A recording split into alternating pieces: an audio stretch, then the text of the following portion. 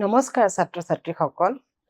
ই কক্ষালৈ তোমালোকক স্বাগতম জনাইছো মই তোমালোকৰ সমাজ বিজ্ঞান বিষয়ৰ শিক্ষয়িত্ৰী তৰালী মেম মই আজি তোমালোকক সমাজ বিজ্ঞান বিষয়ৰ অষ্টম শ্ৰেণীৰ ইতিহাস খণ্ডৰ অন্তৰ্গত পাঠ নম্বৰ 6 ভাৰতবৰ্ষত ব্ৰিটিছ শাসন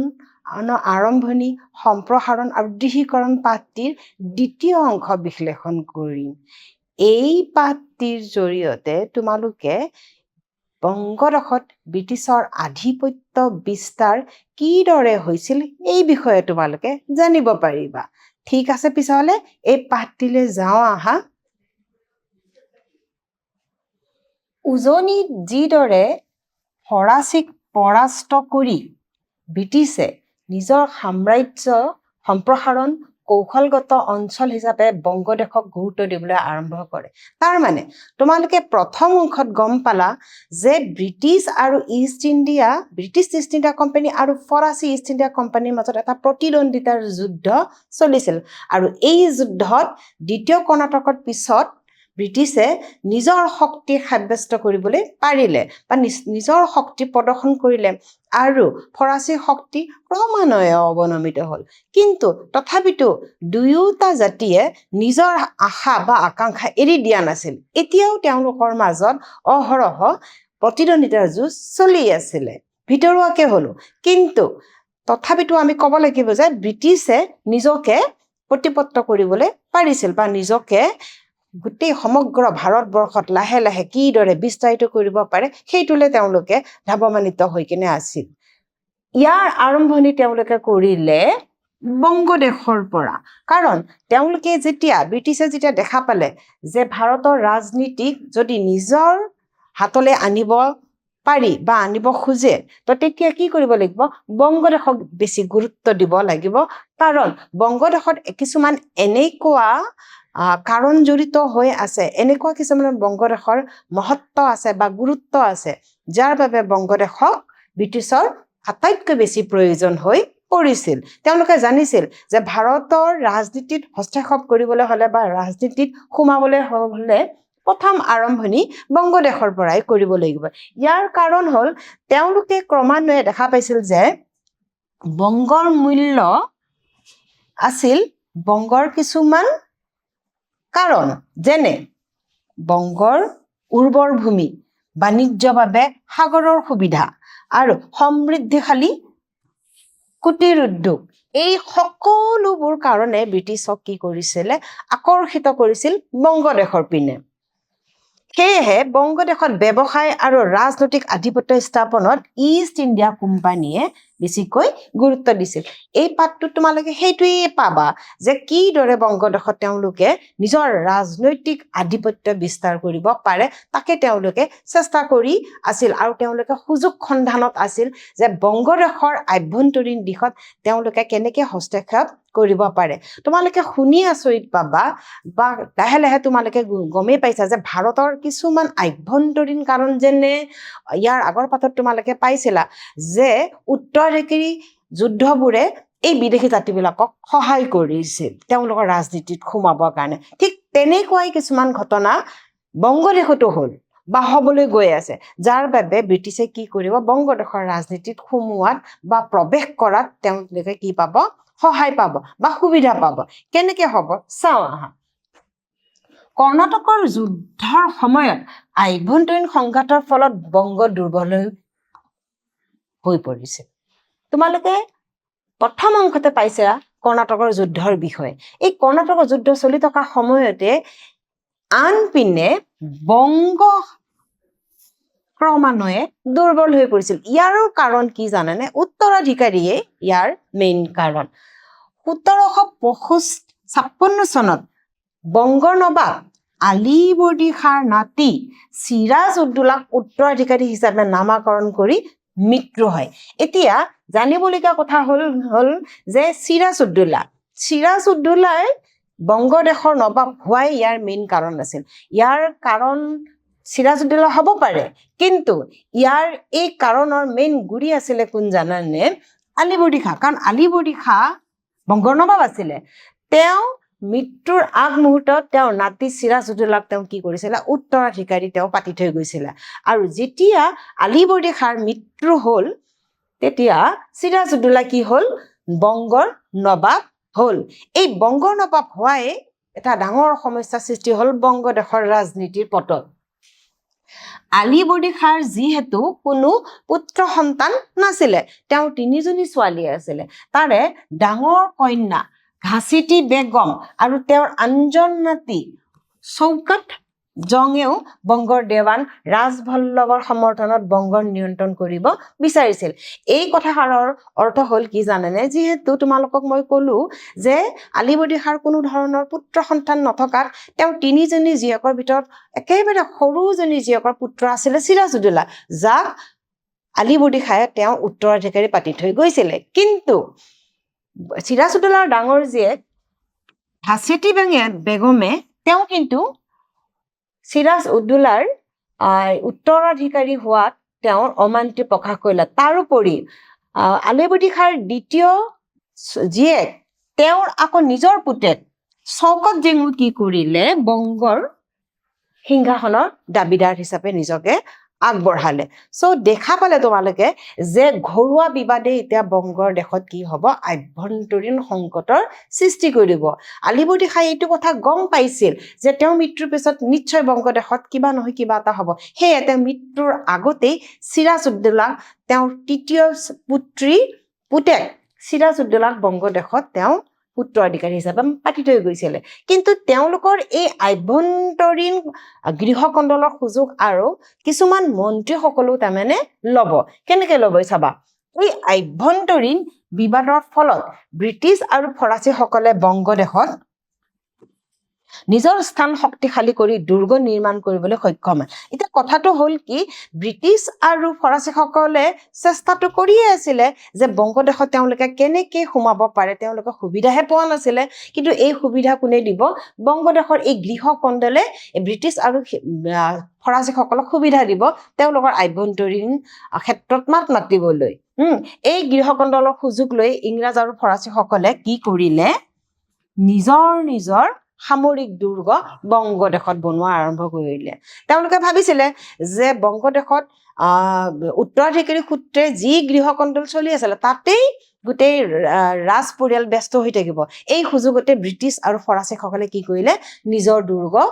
ক্ৰমান্বয়ে বনাবলৈ চেষ্টা কৰিলে কিন্তু সেইখিনি সময়ত চিৰাজউদ্দৌলা যিহেতু বংগৰ নবাব হৈ আছিল তেওঁ ব্ৰিটিছ বা ফৰাচীৰ এই কাৰ্য কিন্তু তেওঁ কি কৰা নাছিলে সমৰ্থন কৰা নাছিল তেওঁ কি কৰিলে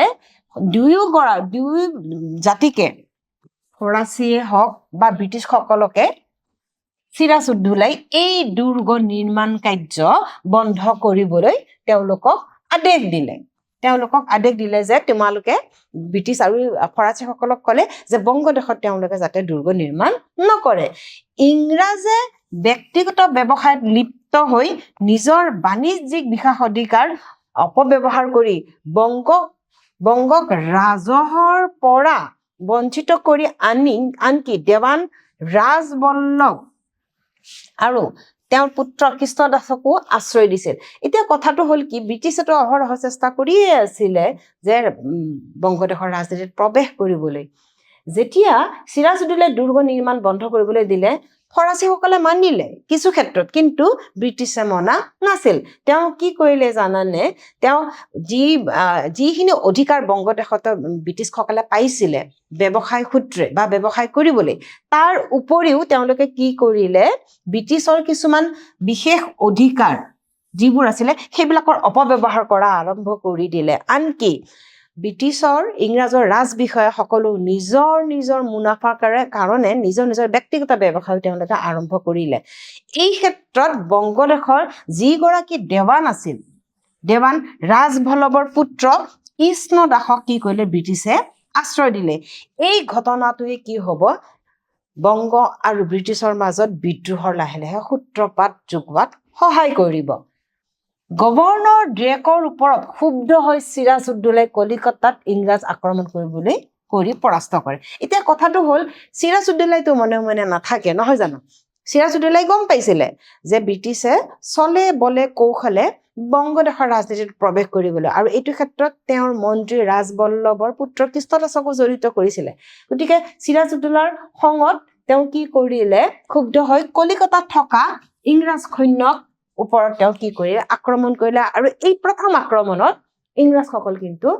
পৰাস্ত হ'ল এই ব্ৰিটিছ অভিযানত নবাবৰ হাতত পৰাস্ত হ'ল তাৰমানে প্ৰথম অৱস্থাত সিৰাজউদ্দৌলাই ব্ৰিটিছসকলক কি কৰিব পাৰিলে পৰাস্ত কৰিব পাৰিলে ৰবাৰ্ট ক্লাইভ আৰু কমাণ্ডাৰ ৱাটছনে সৈতে উপস্থিত হৈ ফৰ্ট উইলিয়াম পুনৰ দখল কৰিলে তাৰমানে যেতিয়া প্ৰথম অৱস্থাত নবাব সিৰাজউদ্দৌলাই ব্ৰিটিছক পৰাস্ত কৰিবতো পাৰিলে নহয় জানো কিন্তু এই কথাটো ব্ৰিটিছে সহ্য কৰিব পৰা নাছিল সেইখিনি সময়ত ৰবাৰ্ট ক্লাইভ মাদ্ৰাছত আছিলে সো তেওঁক মাতি পঠিয়ালে কি কৰিলে আৰু তেওঁলোকৰ মান সন্মানতো এটো আঘাত হানিলে যেহেতু ব্ৰিটিছসকলে নবাবৰ হাতত পৰাস্ত হ'ল এই আঘাতৰ পুতক ল'ব কাৰণে কি হ'ল ৰবাৰ্ট ক্লাইভ আৰু কমাণ্ডাৰ ৱাটছনে সৈন্য আহি উপস্থিত হ'ল ফৰ্ট উইলিয়াম পুনৰ দখল কৰিবলৈ তেওঁলোকে আলিগড়ত শান্তি স্থাপন কৰিলে আৰু সিৰাজউদ্দৌলাই ব্ৰিটিছৰ পূৰ্বৰ সুযোগ সুবিধা পুনৰ ঘূৰাই দিলে এতিয়া যেতিয়া ৰবাৰ্ট ক্লাইভ আৰু ৱাটছন আহি যেতিয়া উপস্থিত হ'ল ফৰ্ট উইলিয়াম উদ্ধাৰ কৰিবলৈ তো এই বিবাদৰ পিছত যুদ্ধৰ সৃষ্টি হ'ল আৰু এই যুদ্ধত নবাব সিৰাজউদ্দৌলা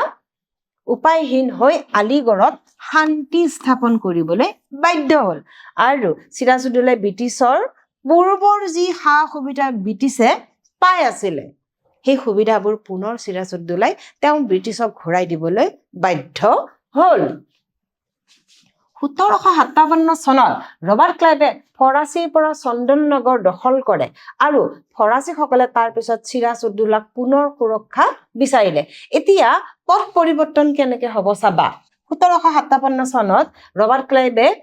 ফৰাচী চন্দননগৰ কাৰণ তোমালোকে ইয়াৰ আগৰ অংশত গমেই পাইছিলা যে ফৰাচীসকলৰ মেইন ঘাটি আছিলে কি চন্দননগৰ এই চন্দননগৰ ৰবাৰ্ট ক্লাইভে কি কৰিলে দখল কৰিলে উপায়বিহীন হৈ ফৰাচীসকলে কি কৰিলে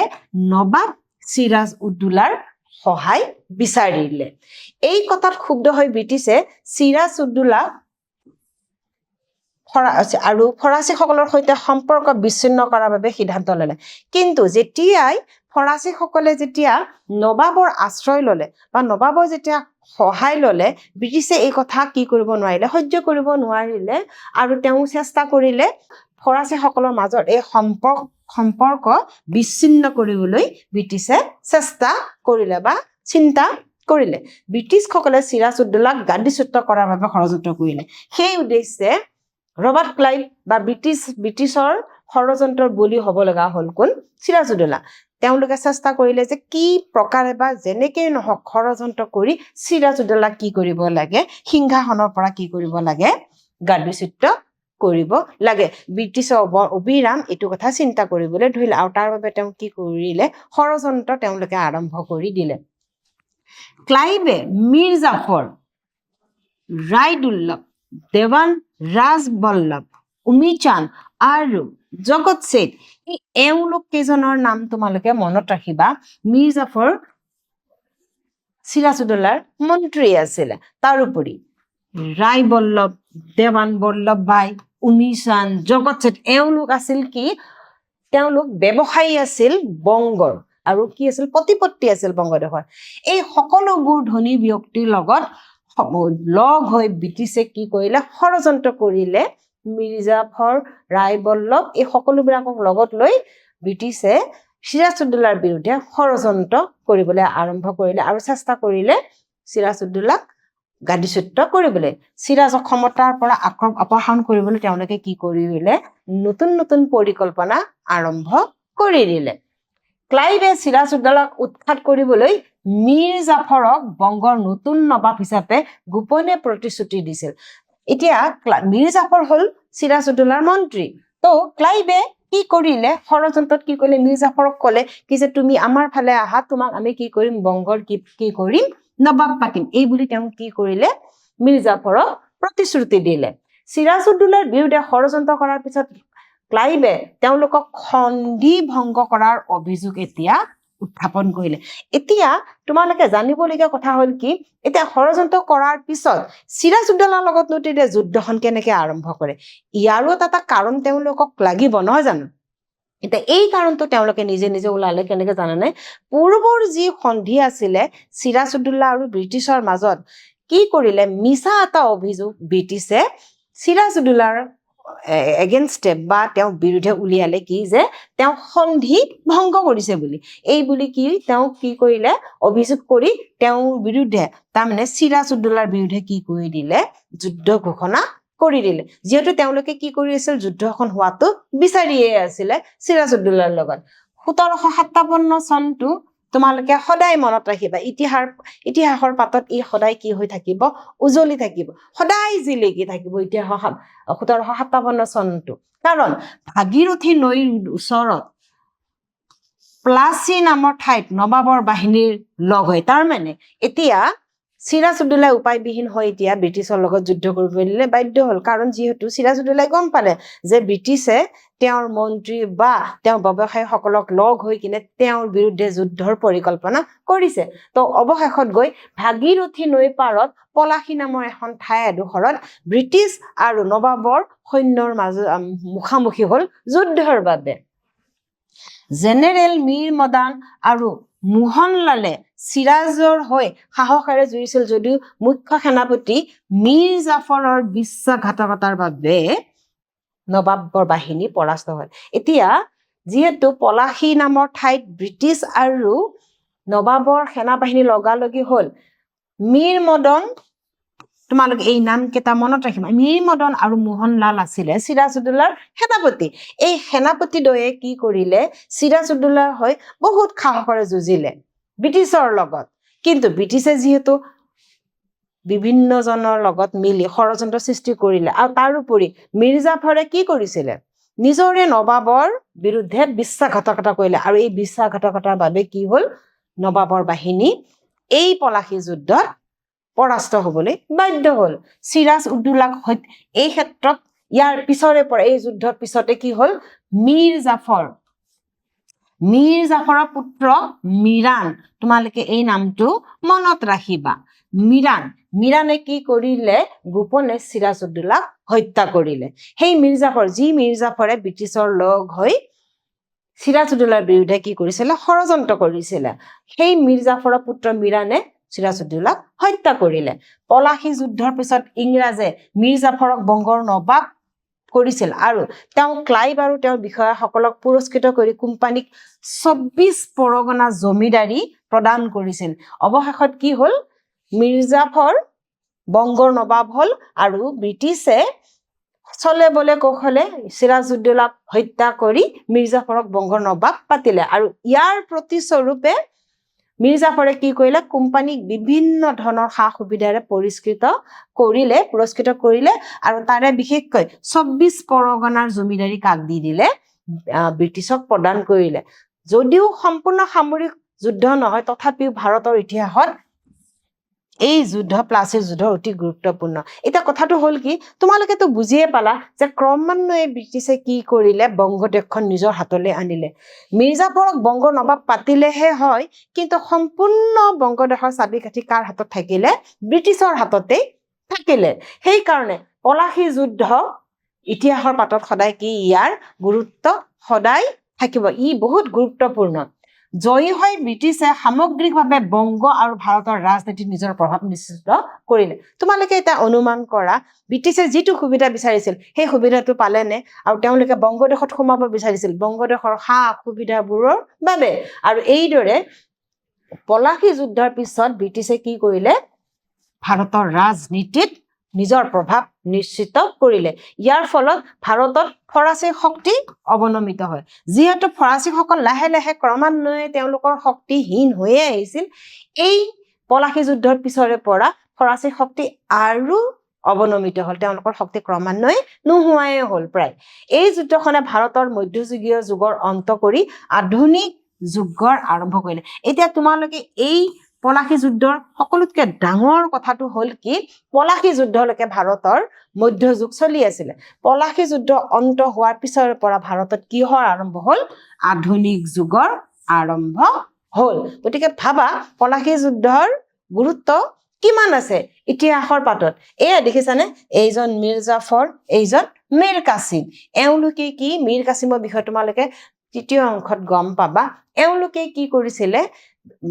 বংগদেশত ব্ৰিটিছক সুযোগ দিছিল সুবিধা দিছিল তেওঁলোকৰ ভেটি সুদৃঢ় কৰিবলৈ ঠিক আছে পিছলে আজি আমি দ্বিতীয় অংশত যিখিনি কথা আলোচনা কৰিলো বা যিখিনি কথা মই তোমালোকক ক'লো তাৰ ওপৰত এতিয়া তোমালোকৰ অকণমান মই পৰীক্ষা ল'ম আৰু তোমালোকে নিজেও চেষ্টা কৰা এই পৰীক্ষাত উত্তীৰ্ণ হ'বলৈ যেনে মই তোমালোকক কেইটামান প্ৰশ্ন সুধিম চেষ্টা কৰিবা প্ৰশ্নকেইটাৰ উত্তৰ দিবলৈ দেই 1 নম্বৰ প্ৰশ্ন নবাব আলীবৰ্দী খাঁৰ মৃত্যুৰ পাছত কোন বংগৰ নবাব হয় তোমালোকে অকণমান ভাবিবা অলপ আগতে মই তোমালোকক কৈছিলো যে নবাব আলীবৰ্দী খাঁৰ মৃত্যুৰ পিছৰেই পৰাই বংগদেশত কি হৈছিল আভ্যন্তৰীণ কণ্ডল সৃষ্টি হৈছিল তেওঁ তিনিটা দাবীদাৰ আছিল তাৰে আছিলে ঘাছেটি বেগম শৌকত জং আৰু চিৰাজউদ্দৌলা কোৱাচোন কোন হ'ব পাৰে বংগদেশৰ নবাব কোন হয় চিৰাজউদ্দৌলা এইটো হৈছে তোমালোকৰ শুদ্ধ উত্তৰ এতিয়া 2 নম্বৰ প্ৰশ্নটো হ'ল এটা খালী ঠাই পূৰণ কৰা ডেছ নদীৰ পাৰত পলাশী যুদ্ধ আৰম্ভ হৈছিল মনত পৰিছেনে কি নদীৰ পাৰত কি নদী কোৱাচোন ভাগীৰথী নদীৰ পাৰত পলাশী যুদ্ধ আৰম্ভ হৈছিল ভাগীৰথী নদীৰ পাৰত পলাশী নামৰ ঠাইত পলাশী যুদ্ধ আৰম্ভ হৈছিল তোমালোকক মই অলপ আগতে কৈছিলো 3 নম্বৰ প্ৰশ্ন চিৰাজউদ্দৌলাক কোনে হত্যা কৰিছিল মনত পৰিছেনে বাৰু চিৰাজউদ্দৌলাক পৰিছেনে মীৰ জাফৰৰ পুত্ৰ কোন আছিলে ইয়াৰ সঠিক উত্তৰটো হ'ল মীৰ জাফৰৰ পুত্ৰ কোন মিৰানে ষড়যন্ত্ৰৰে কি কৰিলে চিৰাজউদ্দৌলাক হত্যা কৰিলে পিছে ছাত্ৰ ছাত্ৰীসকল আজি আমি দ্বিতীয় অংশ বাৰু আলোচনা কৰিলো আৰু ইয়াৰ ওপৰত মই তোমালোকক দুটামান প্ৰশ্ন সুধিলো কেনে পালা বাৰু আজি পঢ়ি কিনে নিশ্চয় তোমালোকে ইয়াত অলপ হলেও বুজি পাইছা আৰু ভাৰতৰ ইতিহাসত ব্ৰিটিছসকলে কেনেকৈ লাহে লাহে খুপনি পুতিলে নিজৰ দখললৈ আনিলে ইয়াৰ পৰাই তোমালোকে কিছু হ'লেও আভাস পালা মই চেষ্টা কৰিম যাতে আগলৈও তোমালোকক এইদৰে সহায় সহযোগ কৰিব পাৰো নিশ্চয় আশা কৰিম তোমালোকে এয়া নিশ্চয় ভাল পাইছা ধন্যবাদ